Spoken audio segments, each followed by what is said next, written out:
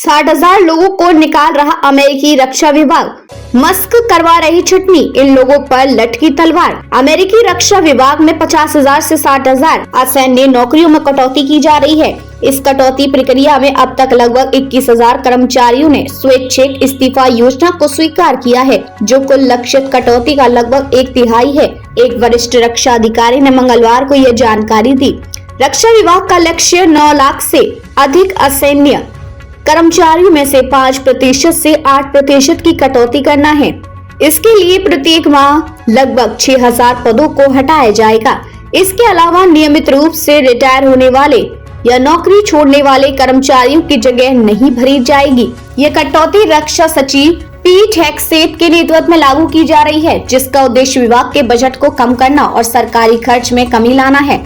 इस योजना को फोर्क इन द रोड प्रस्ताव के रूप में जाना जाता है और ये कर्मचारियों को सितंबर तक वेतन और लाभों के साथ स्वैच्छिक रूप से नौकरी छोड़ने का विकल्प देती है। अधिकारियों की चिंता है कि खाली हुए असैन्य पदों को भरने के लिए सैन्य कर्मियों को तैनात किया जा सकता है, जिससे उनकी कार्यक्षमता प्रभावित हो सकती है।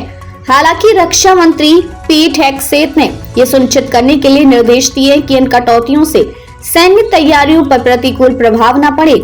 ये कटौतियां ट्रंप प्रशासन के करीबी सलाहकार और अरबपति कारोबारी एलन मस्क के department of government efficiency service के तहत की जा रही है, जिसका उद्देश्य संघीय कार्यबल को कम करना और सरकारी एजेंसियों को पुनर्गठित करना है। रक्षा विभाग के प्रमुख हेग्सेथ का कहना है कि इन कटौतियों से सैन्य कार्यप्रणाली पर कोई प्रभाव नहीं पड़ेगा।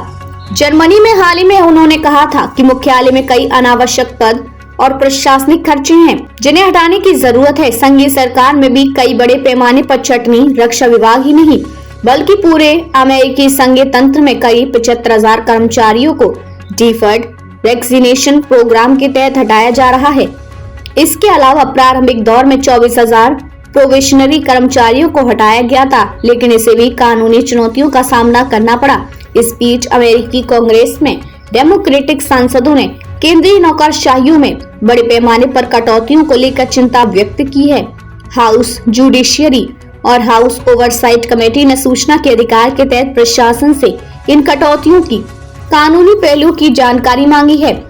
कुछ दिन पहले ही अमेरिका के रक्षा मंत्री पीट हेग्सेथ ने कहा कि उन्होंने सैन्य सेवा के लिए शीर्ष अधिकारियों को हटा दिया है, क्योंकि उन्हें लगता है कि वे इस काम के लिए योग्य नहीं थे। सऊदी अरब के रक्षा मंत्री के साथ एक बैठक से पहले हेग्सेथ ने उस सवाल का जवाब देने से इनकार कर दिया, जिसमें उनसे पूछा गया था कि राष्ट्रपति डोनाल्ड ट्रंप के प्रशासन ने अगले संयुक्त प्रमुख अध्यक्ष के रूप में एक सेवानिवृत्त जनरल का चयन क्यों किया, जबकि वे इस कार्य के लिए कानूनी योग्यता को पूरा नहीं करते हैं। राष्ट्रपति डोनाल्ड ट्रंप ने शुक्रवार को अचानक चेयरमैन वायुसेना जनरल CQ ब्राउन जूनियर को निकाल दिया और इसके बाद